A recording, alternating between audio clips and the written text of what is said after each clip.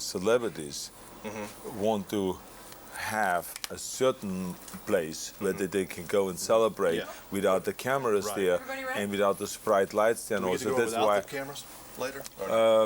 well, the cocktail party is always usually with some press included, but not with cameras or anything like that. Jimmy, we're ready. All right. Great. Here we go. 3, 2, 1, it's all yours. Arnold, you must get offered a lot of movies like Eraser. What was special about this one? The story was extremely special to me. I think the whole witness protection program was fascinating. It was something that I knew nothing about, that most of the people knew nothing about. Then the whole drama of an innocent witness testifying or reporting some information to the FBI, which then develops into this huge government conspiracy. And we have one agency of the government is trying to eliminate her, and one other agency, the witness protection program under the Justice Department, is protecting her so she can testify and bring this to daylight, this whole government conspiracy. So this whole story was just intriguing to me. It was kind of like I felt a combination of True Lies and of Bodyguard in a way, the way it read. And I just thought that this would be really great to put those two things together and try to outdo my previous action movies in a way. I went back in my archives and I found this picture. Do you remember this one? Shot this in my home state of Birmingham, Alabama. That's right, yeah. Do you even know that man? 1975. Do you know that guy? Is he any kin to the one that you are now? That's me. Changed any? Think you changed a lot since him? Well, I hope I got smarter and better as an actor and all those things. You know, you grow. This is always the good thing, is that if you're good, you grow as a person, you grow in wisdom, you grow with your talent and all those things. So I was at a great place then in 1975. You were a lot more shy then, weren't you? I was in a... Shy is not the word that I would use when it comes to me. No matter when it was in my life, I was never the shy type. But I think that I was definitely not as comfortable being in front of the camera then than I'm today. All right, well, this guy here, what about him? Now, that was a different phase of your life, too, because that wasn't far away. That was like 6 years later after that, 6 or 7 years later. You were starting to get a feel for yourself at that point. I was in the middle of this Conan genre. I felt pretty good about myself. I felt like the first time a studio, Universal Studio, put all this money behind me to do a big movie and to promote me around the world. I was traveling from country to country promoting Conan. So it was a great time, and I felt like at that point that there is a chance, a slight chance, that I could get away from the muscle movies and do maybe something where I wear clothes. And sure enough, right after this movie, I did a movie called Terminator, which was the first Terminator. The rest is history, which was like a really great experience and really great for my career. Well, what motivates you now? It can't possibly be money. Well, money never motivated me. I always felt that if you do a great job with whatever you do, and if you in our business do great movies, and if you're really interested in satisfying the audience and giving them something unique and special always that entertains them, that they will like the movie and will come to the movie. And the more the audience comes to the movie, the more successful you will be at the box office and the more money you will make. But this is like competition for you, though, isn't it? It's like doing bodybuilding. I mean, because you're out there, you want to make the best that you can possibly be, just like you did when you were doing your bodybuilding. It is competition, but in the end, it is a competition against yourself. Because you got to compete against yourself. People, when they hear about an Arnold Schwarzenegger action movie, they expect the top. Because we have created such a high standard with Jim Cameron's movies, with Terminator and True Lies and all this, that now they expect to outdo those movies. So you cannot give them anything less, otherwise they will be disappointed. So for me, the competition is against my own movies rather than what is out there. And you've done that in everything. When I go to your restaurant, you have a great angel hair pasta, by the way. Excellent. Thank you. But I expected that. If it had been bad, I'd have been disappointed in you. And you have all rights to be disappointed. I think that you deserve the best. I think satisfying the audience or satisfying your customers, giving the people the best service. And they say always, this is a service-oriented decade now. I think we got to go all out to really give the service and give the people the best thing, and then you will be financially set. All right, here's one. Does your mama get mad at you for the cigar thing? Well, ask her. She's going to be here for lunch. I see her. Yeah, she's going to be around here, so you can ask her. Is that the bad Arnold that does a cigar? I mean, I had a lady, the sweet lady that sold me this magazine. She said, "What's Arnold doing with a cigar smoking?" Exactly. I asked myself that, and then I figure out it's because I like to smoke a cigar. But anyway, I think that everyone is allowed a vice, and this is mine. I like to smoke one stogie a day and have a good time with that, and that's it. We'll see you in Nashville in a couple of weeks. Thank you. All right, I'm looking forward to it. Thank you, Jimmy. No, Shots is Thank you great. very much. You have an excellent angel hair posture. Thank you. Very good. I just happen to be a connoisseur of that particular Oh. schnitzel or anything yet. No, no schnitzel. We should. We have Steve. Arnold, what's all this "I'll be back" stuff? Is this now your trademark, kind of like "Make My Day" was for Clint Eastwood? Well, I didn't design it, nor when I did it did I ever think that anyone would pay any attention to that line. It was just a line like any other line. But as the years went on, more and more people started repeating that line and kept coming up to me and say, Arnold, say, I'll be back. You know, and they repeat this line. And other lines from the movie, of course, too, but this was the most, the line that was most used. And then directors started using it in other movies, and it became like this, all of a sudden now, this big line, yes. But it's the way you have to say it. It can't just be "I'll be back." I mean, it's No, it has to be said with a certain intensity, yes. Do it. I mean, go ahead. Let's go ahead. We only have 2 minutes. Do it. I'll be back. And then, but what is it? I'll be back. But you had to get in character to do the "I'll be back." Right? Oh, you want me to dress up in Terminator outfits and sit on the bike? Okay. I need different underwear, different leather jacket and shirt. Please bring it now. Were you able to have fun on this movie? And it looked like it was pretty hard work. Well, that is, you know, whenever you work hard, that doesn't mean you can't have fun. I mean, of course we were freezing and we were shooting down in Fontana and at the steel mill and did a lot of those scenes there. We did a lot of night shooting and it was uncomfortable and greasy and dirty and so, but we always had fun. You know, because I think that when you work and you do scenes that you know will look great on the screen and people get entertained by it and all that, I think you have fun doing it. But I mean, it's hard work. But so what? I mean, compared to what other people go through, it's nothing. You're such a positive person. I know that you try to be. I mean, you really work at being positive, don't you, with your tapes and the way you've educated yourself? I don't work on it now. I mean, I would never get up in the morning and say to myself, Arnold, be positive today, because that would be boring. I mean, I enjoy getting up and I enjoy the things that I do, and then you're automatically positive.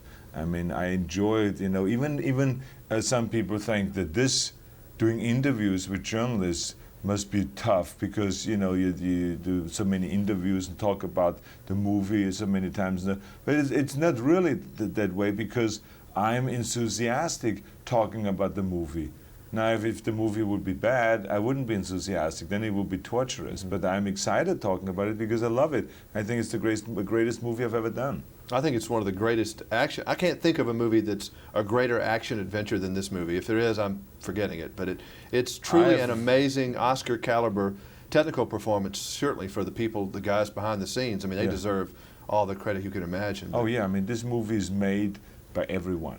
I mean, there were 1,000 people working on this film, and it's made by those 1,000 people. I mean, there's not one person that should, I mean, if anyone should get the credit, it's Jim Cameron, because he wrote it and directed it. Does it make you a little perturbed? I mean, you're in the paper all the time about things, and it's, you know, variety of things, from physical fitness to what. But all this money talk, does that kind of bug you a little bit when they talk about you getting a jet, or they talk about it costing $100 million or whatever? It's Cameron, I think, gets a little bit irritated by all that talk. Is that just Hollywood junk? I don't get annoyed by it. I mean, because I know very well how the media works. My wife is in the media, right? So I mean, you're sleeping with the media, right? The media, as long as the people understand that this is a lot of it is fantasy, and they shouldn't take everything for what is being said. I mean, when they talk, when someone talks about $100 million movie, in reality, what it means is 70 million. When they hear about me getting a jet, that means I didn't get a jet. When they hear about I'm running for politics, it means I don't run for politics. You have to just interpret it the right way, and then it will be fine, you know, because I've read those things over and over. You know, the important thing really is when we talk about budget and about money is that what some of the people have said that have seen other movie, they say, you know something, people pay $7 for a cheap movie, and they pay $7, the same amount, for this huge movie. Says they should be paying $30 because they're literally getting $30 worth of movie. So that's really the bottom line. When I heard that, I said to myself, you're right. You know, the people are getting 3-4 times for what they pay for on this particular movie, because it's so huge and it's so good and perfect, and the director did such a great job. Yeah, I love the movie. It's one of the most exciting things I've ever seen, and I will actually pay my own dollars to see it again. But I'm not paying $30. I'll pay $7. $27. $27. Give me a discount, Arnold. 10% discount. Okay, thanks. Great. Thank you. You really To be here is respect. All right. How much does this cost me today? I spent on you today. I already spent $5 on you today. You cost me money today. 2, 1. Reached in the mailbox this morning and got my monthly subscription to Muscle Fitness magazine. Yeah. That they let the air out before I came in, of course. I learned a lot about you in this one. This is the best thing I've ever read about you. Have you seen this? Yes, but as a matter of fact, there's 2 magazines that came out. Muscle Mag, which is a Canadian publication that did a big issue because of my 50th birthday coming up, and Muscle and Fitness came out with a big issue. It is so great to look at some of these pictures in here. You must scream when you see some of this stuff. That one. Well, not only the pictures, but what is interesting is when I read through it, it's the first time that I've seen really in print of what, for instance, my training partners from 20 years ago thought of me, what it was like for them to train with me, because so I don't think back about those days. So it's really odd. It was interesting. I thought I'd read a lot about you, and I learned a lot. I mean, that you weren't perfect. You know, there were certain parts about you that weren't perfect. You actually did lose every once in a while. You know, well, that you were only twice. Well, only twice. So I mean, let's not stretch it once in a while. You know, I was like, I have a lot of victory trophies on my shelf, but I did lose. Especially with 19, the Mr. Universe contest, the first Mr. Universe contest, and then the Mr. Olympia contest, you know, and came to America. As a matter of fact, 3 times, Mr. Universe in America and Mr. Olympia. But those were good things for you, those losses. These were important motivations, and also it set for me, in my own mind, the record straight that said, you know, when I went to the judges and I said, why did I lose? You lacked on calves. You have to increase your calves by 2 inches. Your waistline was not defined enough. Your posing can improve. So it was like very cut and dry. I knew which things to work on, but the next year I came back. And then you know, you're known for your statement, "I'll be back," but it's really "Don't look back." It's kind of one of your great motivational words. Yeah, I very rarely look back. There's so much in front of us, you know. I mean, to create the vision, and then to make this vision turn into reality, that takes all my energy. You know, I have no energy left to look back or isn't reminiscent about the good old days, because the good new days are coming, so why would I look back? And what's so interesting, 20 years ago when you were in Birmingham making a little movie with Sally Field, I saw you, and you seem to be an interesting man, but I would say, you know, I don't know that I ever want to be like Arnold Schwarzenegger, one way or the other. But today you are such someone to admire. You really are. I mean, I can't ever look like you, but I can be like you in certain ways. I mean, I was writing down some things here about having confidence, being goal-oriented, and thinking like a winner are 3 things that you really believe in, and that's where you are today. Absolutely. It doesn't matter if it was in sports, or if it was in acting, or if it is in the business world. And whatever I do, I have a very clear vision of where I want to go, and then that gives me the faith and the confidence that creates the willpower, and then I just go after it, after the whole thing. You know? And some people call you the Oak. I never heard that before. Are you called the Oak? From day one when I came Austrian here, oak? they thought that Austria is known for its oaks, which is not.